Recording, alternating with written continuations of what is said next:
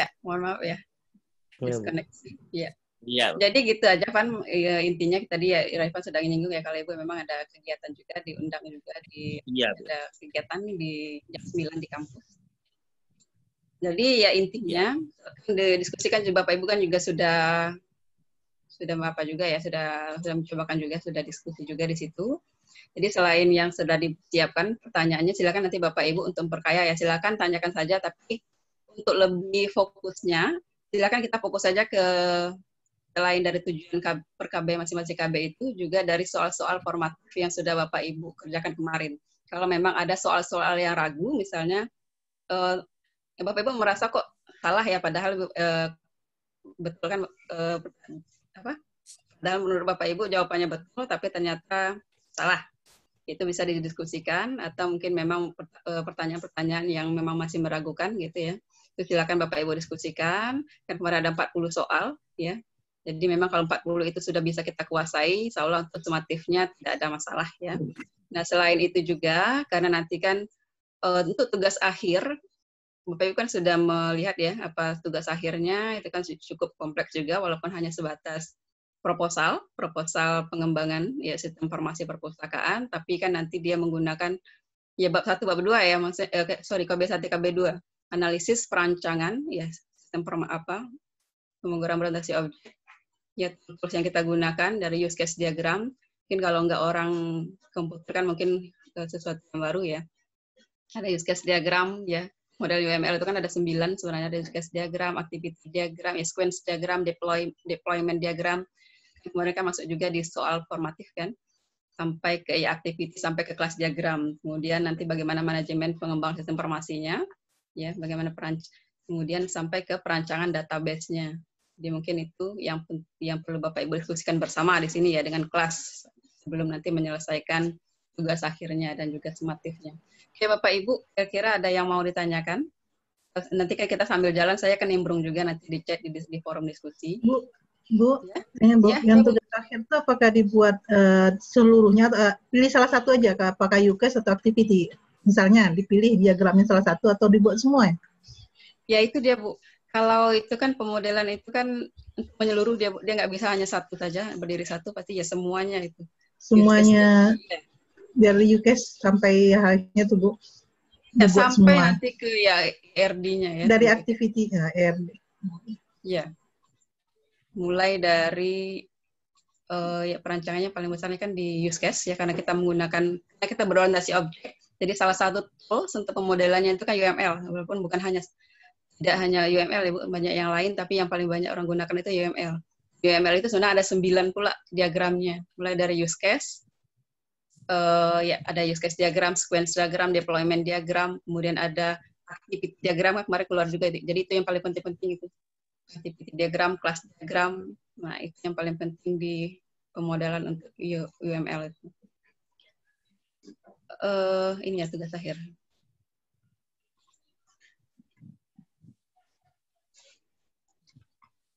Ya ini dia Bu, ya kan? Nah sampai nanti IRD, ada kamus data, IRD ya. Untuk database-nya, untuk perancangan database-nya. Ya, ini nanti bisa kita sampai membuat proposal pengembangan sistem informasi perpustakaan ya di sekolah masing-masing. Jadi gitu nanti. Jadi kalau seandainya nanti aktornya berbeda-beda, ya itu kan sesuai dengan sekolah Bapak Ibu masing-masing. Nah, sampai nanti modul pendaftaran, modul peminjaman, pengembalian, ya ini kan standar di perpustakaan ya, ada pendaftaran, daftar dulu, peminjaman, pengembalian, sampai ke report itu siapa yang membuat nanti kan. Kemudian ada modul backup dan recovery untuk datanya. Nah ini manfaatnya yang sampai ya bab ketiganya metodologi kerja, kebutuhan sistem, ya kan, analisis kebutuhan sistem, kan nanti kan beda-beda itu yang kerjanya si sistem analis ya Bapak Ibu ya. Ini kan yang ini ada di bab 2 ya, MPSI ya, manajemen pengembangan sistem informasi, sehingga di situ kan ada kita survei kebutuhannya seperti apa, kemudian ya analisis ini kebutuhan sistemnya, fungsional produk, kebutuhan perangkat keras. Baru nanti yang ini di bab KB3 berarti ya ada ERD, ada kamus data ya, ada konteks, ada analisis. Kalau untuk perancangan proses itu di KB1 berarti ya Bapak Ibu ya, ada kelas diagram, use case diagram. Ya, tapi dia use case dulu ya. Kemudian activity diagram ini dia acak-acaknya saja ya. Nanti Bapak Ibu kan bisa dilihat di referensi lain. Mana sequence activity itu kan setelah sequence gitu ya. Ya. Jadi sampai 5, Bu ya? Ya, dia kan diambilnya 5 saja. Sampai collaboration diagram. Iya, sampai collaboration saja. Dia kan yang pertama use case dulu ya Bapak Ibu ya, use case diturunkan nanti kan ya sequence diagram, kemudian diturunkan lagi ke activity diagram, collaboration diagram, baru nanti ke kelas diagram. Nanti kelas diagram ini ya hampir ya dia berdekatan dengan ERD juga. Kalau ERD kan sebenarnya bukan perancangan UML ya, tapi kan sama-sama untuk database.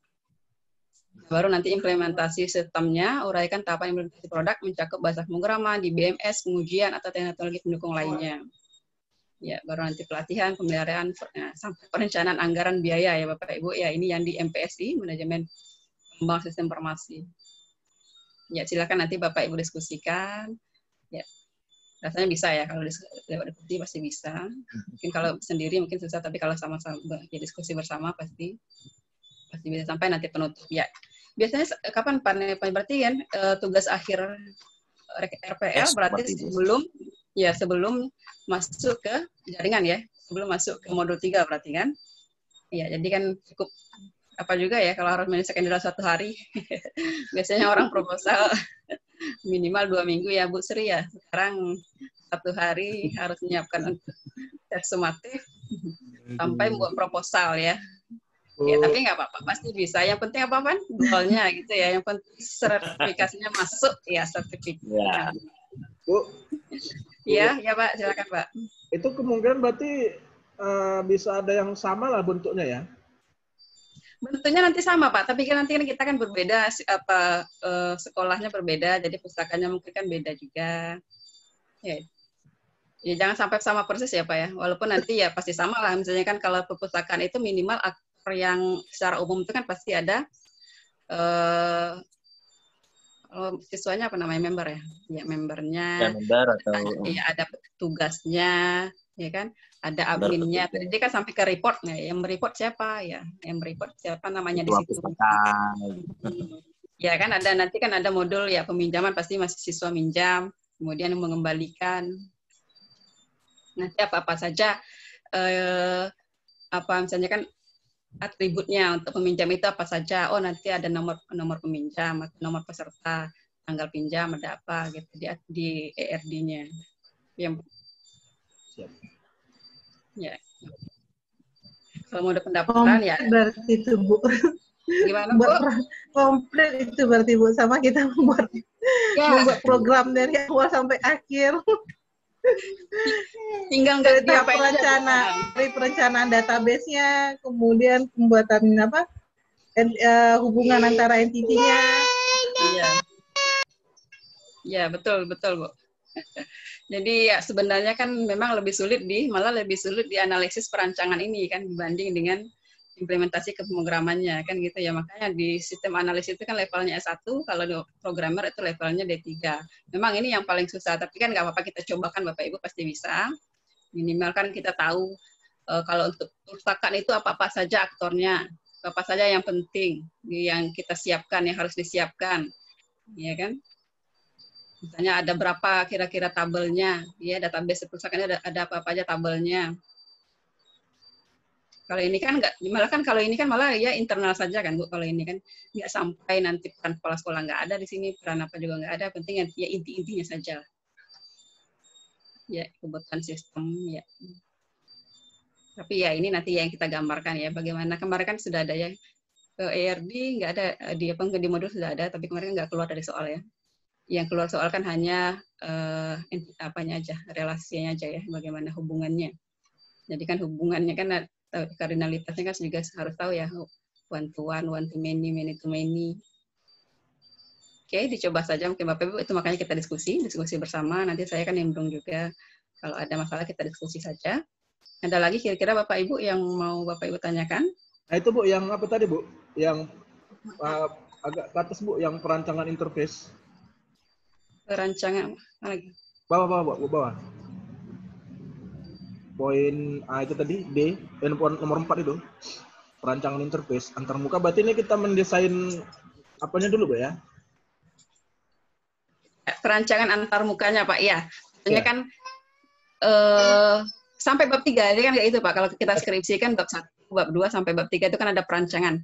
Ya ini kan perancangan semua, perancangan sistemnya, sini kan perancangan database-nya sampai perancangan user interface-nya, GUI-nya. Jadi kan hasilnya seperti apa? Berarti Ini desain input output, Bu. Seperti login, ya kan? Login itu ada apa? Oh, ada username, ada password, ya kan? Kemudian interface untuk pendaftaran, ada apa aja? Misalnya kan, oh ada nomor pendaftaran, ada nama pendaftar, kemudian mungkin nomor induk siswa, kalau di siswa kan, ya biodata siswa lah, berarti kan member untuk perpustakaan itu. Ya. Kemudian kalau interface pengembalian, ada apa saja misalnya. ini rancangan-rancangan yang mau kita buat ke dalam sistem nanti lah, Bu ya? Ya, sebelum ke implementasi. Jadi hanya sampai perancangan sebelum ke implementasinya, Pak. Ya, nanti kan biasanya kalau bisa kan nanti membuat perancangan user interface-nya juga pakai tools gitu ya, Bapak Ibu ya. Kalau Bapak Ibu masih belum apa kan mungkin bisa jadi di Word ya minimal lah gitu. Kalau bisa kan di gimana, Bu? Gimana? Iya, pakai apa desain?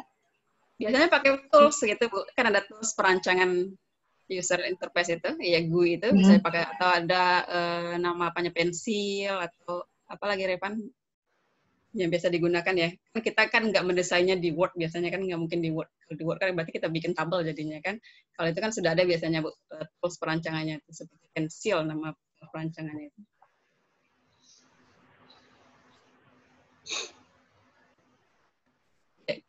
Bayang, Bu Sri? Iya, kebayangnya kalau yang untuk desain interface biasanya kan kalau dalam perancangan kita merancang bentuk inputnya gimana, bentuk outputnya gimana. Misalnya bentuk input misalnya kalau tentang kalau kita bicara tentang dia perancangannya member, ya rancangannya aja istilahnya, rancangan itu kan apa yang diinputkan itu tergantung dari nanti yang ada di database-nya kan gitu. Jadi apa yang ada di database otomatis kan itu yang kita buat dalam perancangan input dan outputnya gitu. Inputnya ya gitu. Inputnya saja, Bu ya, inputnya saja, perancangannya input saja. Nanti kalau output kan itu kan biasanya dalam bentuk, biasanya orang kan bisa tabel, dalam bentuk tabel atau bisa juga diekspor ke Excel. Tapi kita nggak sampai ke sana, kita kan cuma sampai ke jadi interface-nya aja. Iya, sampai interface-nya saja. Tapi nanti pasti tahu juga kita apa hasilnya. Itu kan udah kelihatan dari ERD kita kan, ERD kita nanti. Ya, di sini nanti hasilnya kan. Oh, nanti ada berapa tabel gitu kan. Itu ada tabel peminjam, ada tabel ya siswa, ada tabel guru, mungkin ada tabel apa namanya kalau sesederhana aja dulu berarti, Bu ya. Sesederhana saja. Boleh siswa, guru. Iya, minimal apa gitu. Tabel buku yang paling penting. Peminjaman, ya. Peminjaman, pengembang ya. Jadi kita coba aja dulu, Bu. Iya, coba aja dulu sambil jalan kita diskusi juga, Bapak Ibu, kalau ada masalah. Ya. Mau tanya juga, Bu, minta izin. Iya, silakan, Pak. Oh, berarti kita rancang dalam bentuk per file gitu ya, Bu ya? Per file, iya, Pak. Misalnya file buku, file nama siswa. Iya, Pak. Jadi itu kan di ERD dulu, makanya kita selesaikan di ERD. Kalau kan, ya di ERD itu kan kelihatan tuh apa-apa saja entitasnya, ya kan? Apa-apa saja, misalnya entitas buku itu punya atribut buku itu apa-apa saja. Nah, masing-masing atribut itu kan berarti kan kita siapkan juga field-nya, namanya kolomnya, kan kayak gitu ya, Pak ya? Nah, ya, ada nama buku, pengarang. Iya, mungkin nama ID buku, judul buku, tahun terbit, pengarang, sampai penerbitnya. Penerbit.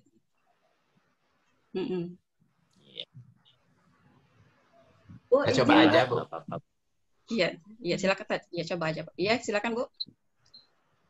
Selamat pagi. Saya pagi. Sebenarnya mungkin saya orang paling bingung di sini, Bu, karena saya benar-benar tidak ada basic pemrogramannya. Saya dari elektronika. Nah, setelah tadi Ibu tampilkan kira-kira tugas akhirnya adalah seperti ini, dan saya pun belum sampai di situ, Bu. Saya baru sampai KB4 sesuai dengan instruksi sebelumnya. Nah, berarti kan tugas akhir kita adalah membuat sebuah proposal tentang pengembangan sebuah sistem informasi. Nah, yang ingin saya minta kejelasan pertama itu format dari proposalnya ini. Apakah format yang ini sudah ada di tugas akhir nanti, atau format ini hanya Ibu tampilkan, terus nanti formatnya silakan dikembangkan. Itu yang pertama. Terus yang kedua, tentang